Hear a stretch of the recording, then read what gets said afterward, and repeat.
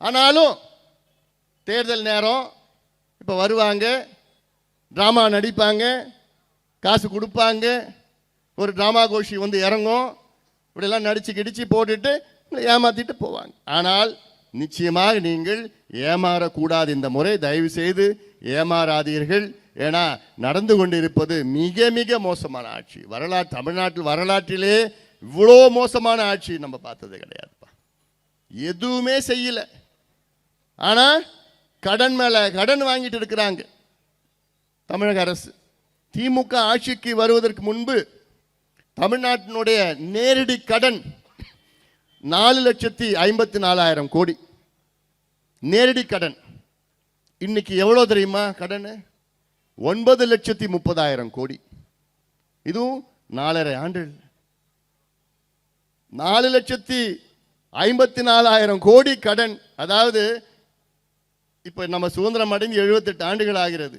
இந்த 74 ஆண்டு வரைக்கும் திமுக ஆட்சிக்கு வருவதற்கு முன்பு வரைக்கும் 4,54,000 கோடி கடன் இருந்த தமிழ்நாடு நேரடி கடன்.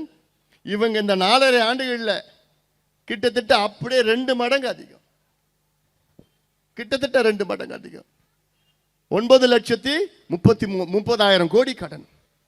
இவ்வளோ கடனை வாங்கி என்னையா பண்ணீங்க? எங்கேயா வளர்ச்சி இருக்குது? எங்க நம்ம வளர்ச்சியை பார்த்தோம்?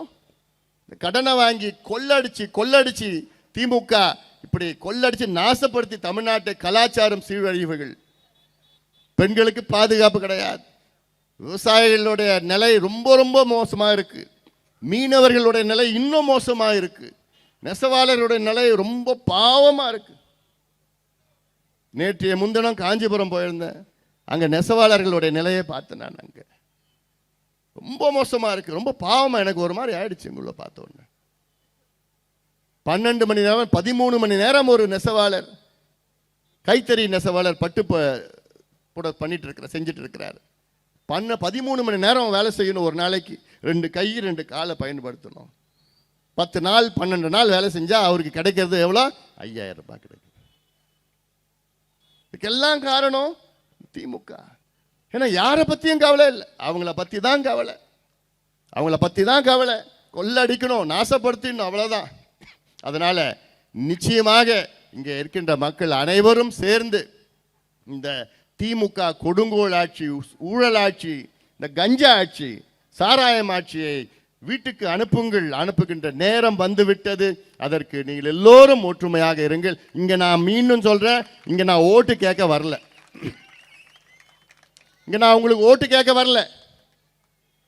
யாரு வரக்கூடாதுன்னு நான் சொல்ல வந்திருக்கிறேன்.